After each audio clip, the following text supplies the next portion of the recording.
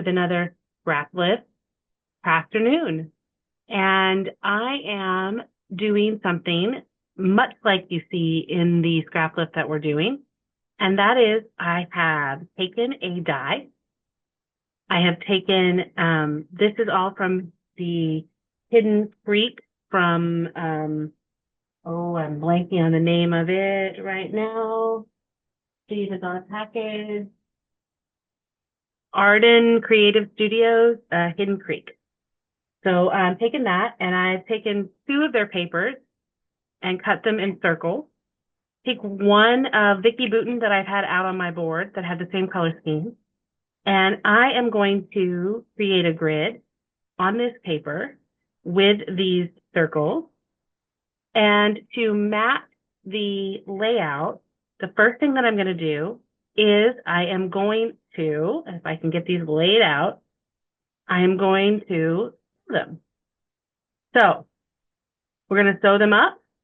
I think that will be super fun. And I feel like maybe, yeah, I think that's right. I'm going to sew them up. And this is my handy dandy sewing machine that I only use for paper. I'm not going to show you the sewing part, but basically what I'm going to do is tack these down in the middle. And then I'm going to sew a circle around the outside of each one of them, a messy circle, which kind of matches the layout. Then we'll come back together and we'll make a page. Okay? The finished product after I sewed. Now, are they great circles? No. Is the look supposed to be messy circles? Yes. So I'm good with that. There's a few, that one, love, but we'll cover them up and we'll make it work.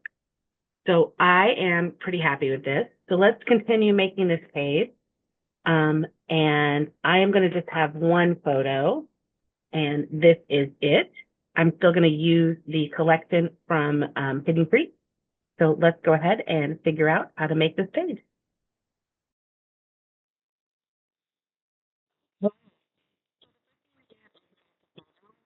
In there, they're kind of double matted with a black, and then you kind of feel like there's a red.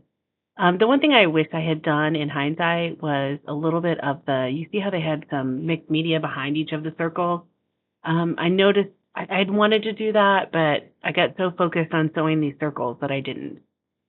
Now what I did is I went through, and this is kind of what I do a lot with these 49th Market or Arden Creek or whatever it is, Arden, these collections that have a lot of stuff, even with the simple story stuff or anything that has a lot of ephemera, I will go through and pick out a set of things that I think I want to use. So you're seeing, I had already gone through the chipboard from another collection. You're seeing that on the right-hand side.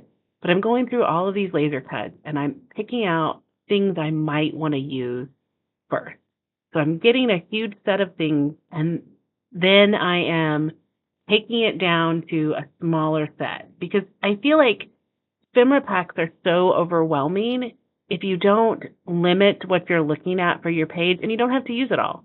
But it's good to limit what you're looking at so that you can then make your page more effectively. So I go through all the ephemera packs and I pick out the things, and then I'm going to just look at those. I'm not going to worry about, oh, is there something perfect somewhere else? What is it? None of that. I am just going to look at what I pulled out. So one of the pieces I pulled out that I absolutely love is an acetate that says, dream with your eyes wide open. So this is a photo of John and I at Disney. That's kind of normal. You see a lot of those. This is the Seek and Find. Pulling some other pieces, like there says Together. I've got a lot of florals, some butterflies.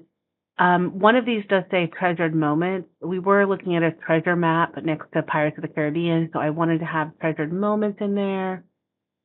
This leaf, you're going to see at the end, I end up not using it. I really thought that I would want it, but wasn't my jam. So I end up just kind of placing all of these things down and putting them around the page in places to kind of get a feel for it. I'm not really gluing a lot down. Some things I glue down on the top, but in general, I'm just placing things down and kind of getting a feel.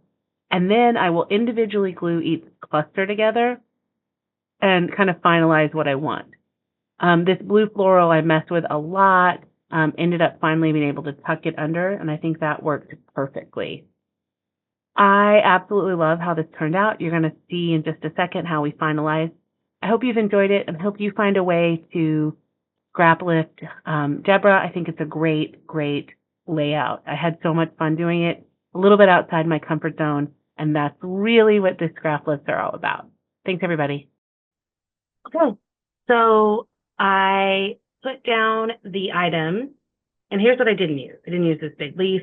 I didn't use the blue butterfly, one of the buttons, this piece, the captured, and I still am looking to see if I can add the captured maybe up here.